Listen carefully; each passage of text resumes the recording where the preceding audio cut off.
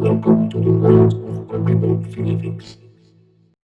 Hello world! Welcome to this new video where we go a little bit deeper into how to make as perfect image as we can do. It's not so much what kind of drone you're using, it's more how you use it, and that's what we're going to discuss here. Also, of course, when you film something, there's a lot to do what you do on your computer when you're not flying to make your image a little bit better. Most of those steps we will address in this video, so of course stay tuned till as far as you can, and then of course we'll explain you how to do that. First, there are 3 ways of flying your drone. The first one is what we call testing. So you have or a new drone, or you have your flight app, or you want to try something new. That is just flying for the flying and is not really mentioned to capture anything. The second thing is for work. What do I mean with that? If you are like me, using your drone for progress videos or for mapping, that is purely work. So you have a very defined subject that you want to do, reoccurring, like with construction sites. So over a long period you can have videos and you have photos of the same image. So I have used my drone in Nigeria for 1 year. Every week I flew the same mission. That was of course in autopilot, and I get a very nice progress video how to do that. So that is not what we're going to discuss here. That will be the last part. And that is filming, or actually making footage or photos. So that is actually a quite important step. When we're talking about video, I think it's very important to understand that video contains of 3 pieces. You have of course the start, you have the middle, and you have the end. That is important, and we will go over the process later on why. I think it's very important when you're making a video is to understand that you are actually a storyteller. So you tell a story. And of course the most important part of telling a story is to make sure other people understand and like what you're doing. So that means a big part of making a movie better than it is while editing, and not just flying around, start recording when you take off and stop recording when you land, and put that integral without anything or harsh music on YouTube or Vimeo. That's not what we're going to discuss here. Of course you can do that, but it's not what I want to suggest you do. So, if we are making a video, I told you we have the 3 parts. In the beginning part, there are a lot of ways to do that. I always make a very small intro, either with a picture, like with my quick tips, or with the drone link video. Or you can just have a normal piece of footage, couple of seconds, make your image, your intro, and start with your movie. That's for everybody for free. Most filmmakers said you can't start with your logo. I know, it's what I do. It's why I've always done, and I probably will remain do that. If that's a bad thing, that's for everybody personally to decide. Okay, so you're making a video, you need to have a plan. Everything starts with a plan. So let's say you are filming a very nice building or a castle or whatever you want to film. Make a plan what you want to do. See the time of day, see where the sun is, see where there are people. Make a plan.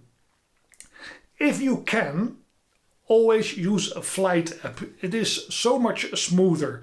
You don't have to do everything at once in one flight. That's absolutely not necessary. Sometimes when I film something, I start 5, 6, 7 times, change 2 or batteries or whatever. Because at the end, I put everything together in the video as a complete video. So if I have 20 scenes of, let's say, 20 seconds, I have enough material to choose from. I have something for a B-roll. I can use how I want it. If I have just exactly that 10 seconds what I want to have for that perfect image, I have no room to play. So just take from one angle, take from another angle, higher, lower, and at the end, there's where you make your video. So You tell a story. That means you want to show something to other people. Keep it short. I know it's very difficult. Keep it short. If you have a 20-minute flight where you take off and you're flying to see how far your drone can go, it's nice, but it doesn't interest anybody. You just say, okay, I have the start, I have the end, I take everything out here, so I have the whole story told in 60 seconds. I don't need to watch 15 minutes to a screen where it's very slowly, unless something happens, but most people do it in a desolated area. It's boring, so why should you do that? Tell the story, make sure people get the story. Then it's better to have short pieces that's interesting than very long pieces that's boring, because people will stop watching your video. So I know it's extremely difficult to cut in your own baby, but sometimes that's what you have to do. So make sure your video is interesting for other people. That's the bottom line. So we plan the flight, we do the flight, we copy photos, we make backups before we do anything, and then of course we start to edit. That's where we're going to discuss part number 3. Okay, one of the most important lessons I have learned while getting the hinges of making video and photos was a remark from a very old girlfriend of mine. And she said the golden words: a picture what's out of focus, but it's a good one, is still a good picture. If you have a very sharp picture that's not good, it remains a bad picture. So sometimes you don't need to have high-end cameras to have that specific nice shot. If you just look a little bit to the weather, start playing with your exposure settings, with your shutter speed. Sometimes you can just increase the quality of your image very easily. What I try to avoid, and that's a very important lesson, is that the quality of your image is changing during your flight. This usually happens with auto settings. So I have a submersible camera, a power ray. If you're going underwater and you have automatic settings, you have extremely nice blue water. A fish is passing by and it's green water. Now that's exactly what happens if you have less light. It will start adapting to that settings and it ruins your picture. So use manual settings, take the best one you can and keep it like that. Especially for cameras, it's very important that you leave your white balancing manual, and if can, your EV settings manual. The rest basically is okay. Alright, and of course the last part where we're going to discuss is how to actually make a good video. First, you need to make a plan. Everything stands with a plan. Make sure where you go fly is safe and it's legal.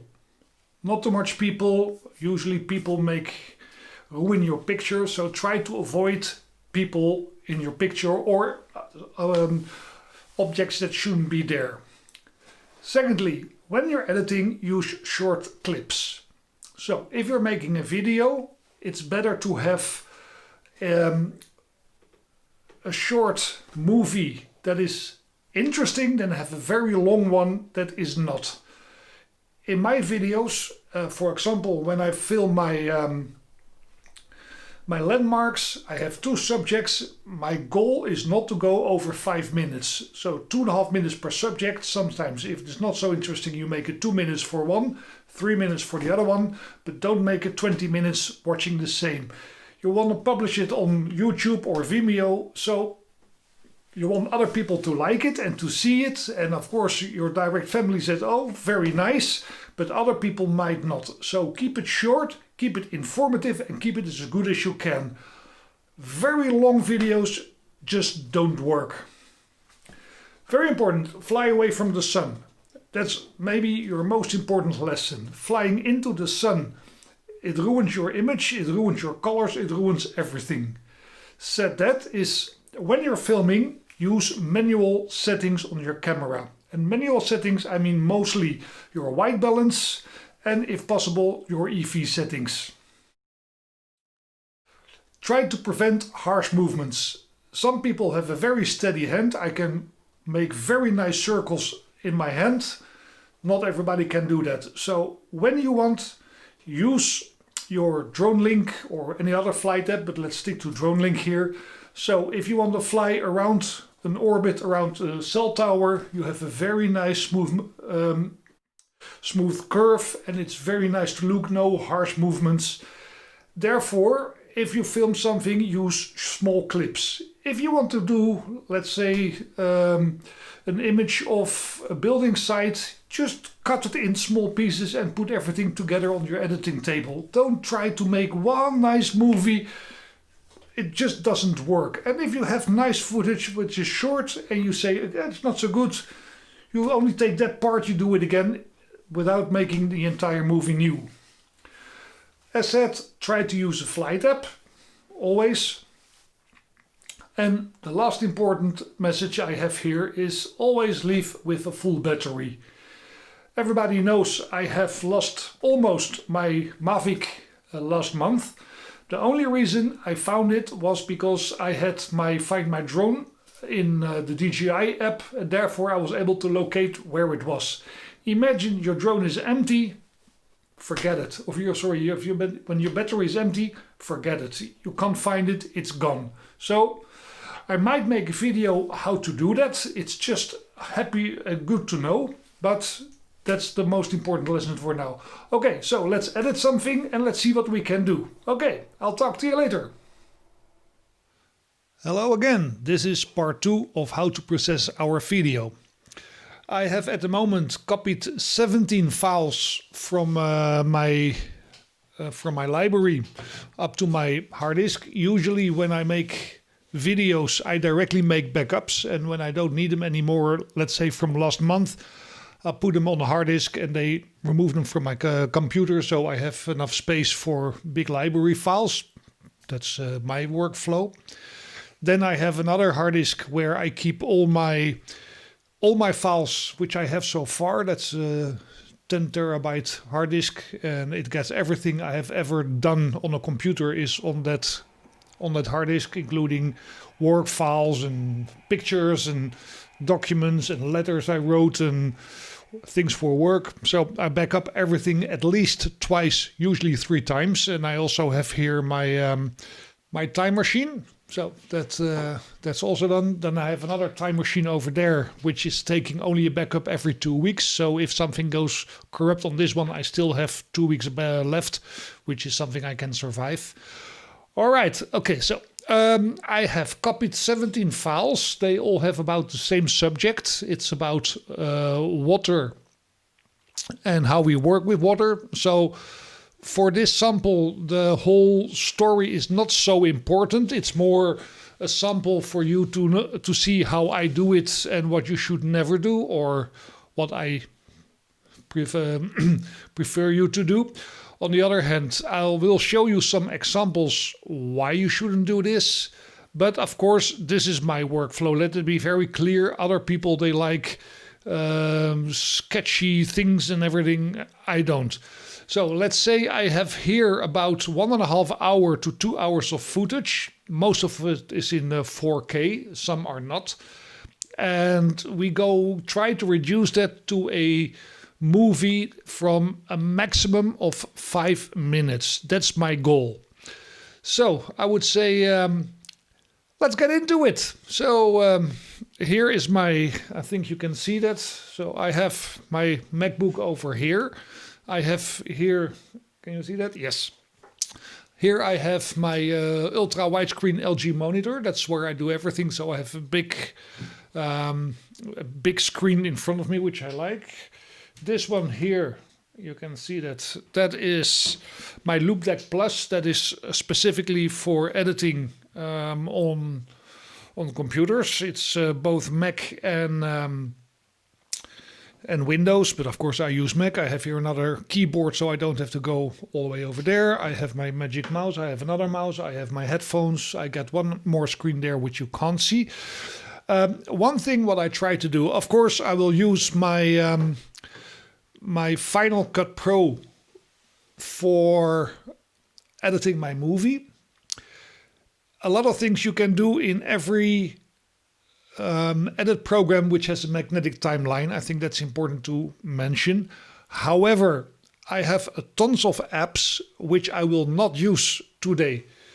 I do everything within Final Cut Pro. Some apps are made myself in Motion that I might be able to use, but all the additional apps with arrows and flunky things I will not use this time.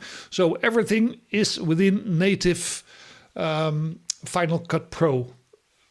If necessary, I'll show you how to make them, and if people actually need them, I can make them for them, and then I can mail them. That's not so much work, unless, of course, you come with hundreds of requests. So let's go dive into it, and I'll gonna explain you step by step what I do. Okay? Well, this is gonna be my canvas, as we call it. So first I have my intro, a little bit shorter. So that will be my intro. So the first thing we're going to do now is import our movies. So I have made on my desktop a whole list of images that had to do with water. So they should all be. So we go look to Inspire 2. So we go. What I always do, and you can see that here, is I mark all my images. Everything is categorized, because if you have a lot of images, you will notice that it's going to be very difficult to keep everything organized, especially if you use more than one piece of footage. Okay, Spark. Okay, as you know, so far we have only, where are you? We have only drone footage. I have, of course, a lot of footage that has that comes from other cameras, but for now we just stick to drone footage. So the first thing I'm gonna do is I'm taking a small piece from here, from the beach, something like this. I'll make it very short, so we put it here in front. So this is okay. So what we're gonna do here now is we're gonna make an opener. So first thing is, normally it's this one. All right, so we have our standard text, and we go call our movie something like, let's make it all capitals, Water Works. Let's just keep it on water. So first thing we're gonna do is we make it into a very big font. So I think we take something like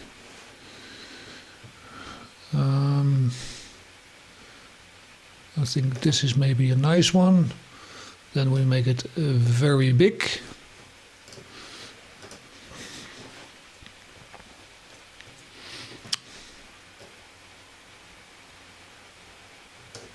So it's good in the middle.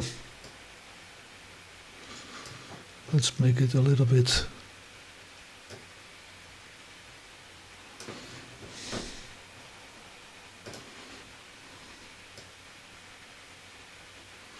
Okay, there is none, that is no use. Okay, so I have all caps. So now let's see what we can do here. Show outline and take off. Now we got something like this. We make that a little bit bigger.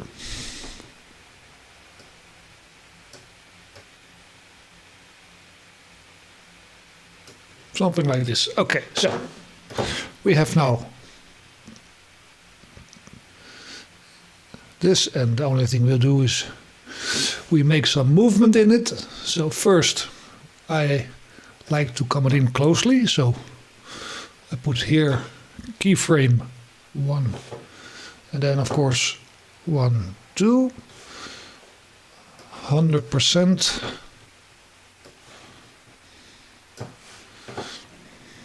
One frame back, 0%, 1, 1, 2. Okay. And another thing we're gonna do is around here we take the scale down a little bit. It's just an idea. So we make it keyframe here and a keyframe here, where we make it a little bit screen fill. So that's about it. So now we have this.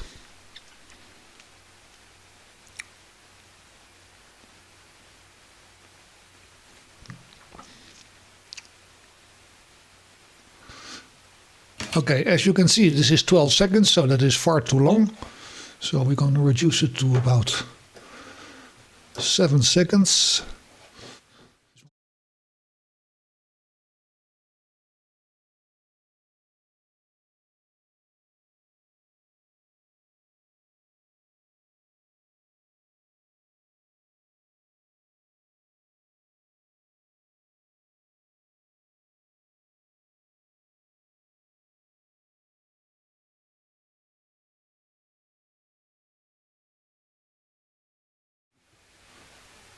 Let's make it 1 second. As you can see, I always make my movies in 24 frames. So if I have here 24 frames, that's 1 second.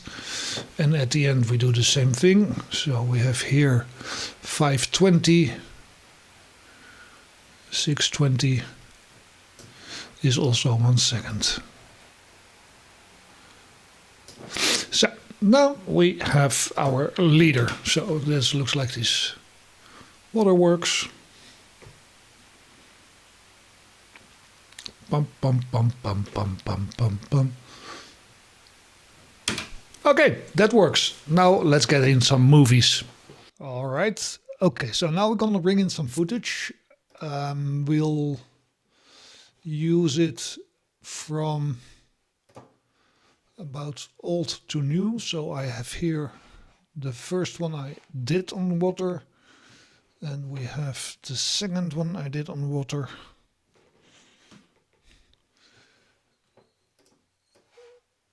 The second one, and the Weserstouw is after that one. So those 3 are done in 2017. It's just not on the correct format, but as you can see, I have here at 6 minutes and I have here 16. So this altogether is about 10 minutes, which of course is far too long. And as you can see, it is actually rather boring. So we have to take some nicer footage. So I think this is nice. So we take a little bit of this. Take from here.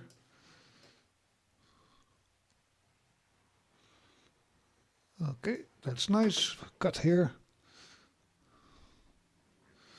This we all don't need. We just take a small piece of water here.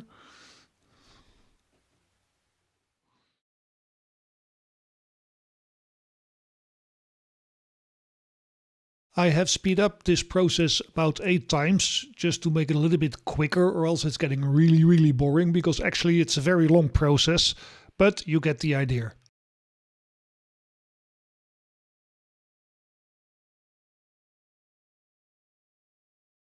In the meantime, my video is finished, so we're gonna put it behind here and then we're gonna see what we have done.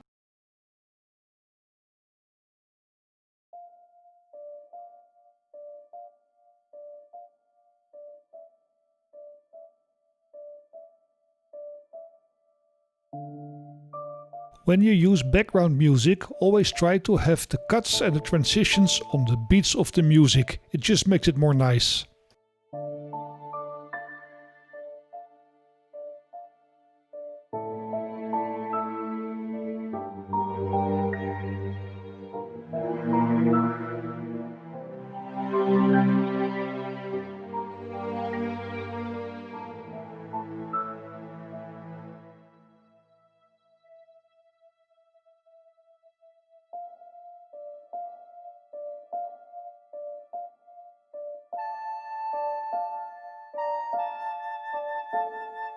This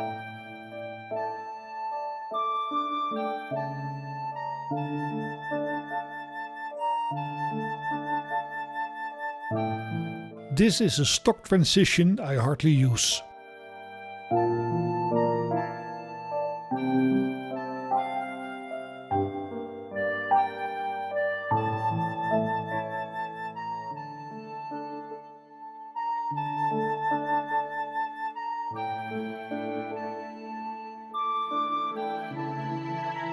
You can use a clean cut between two takes, but it's better to use a transition between two scenes. It just makes more sense for your viewer. When you use images from different locations, it's always very nice to use maps.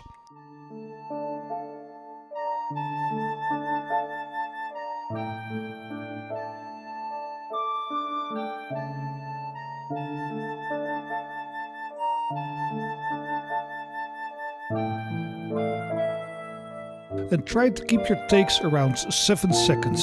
Even less can be good.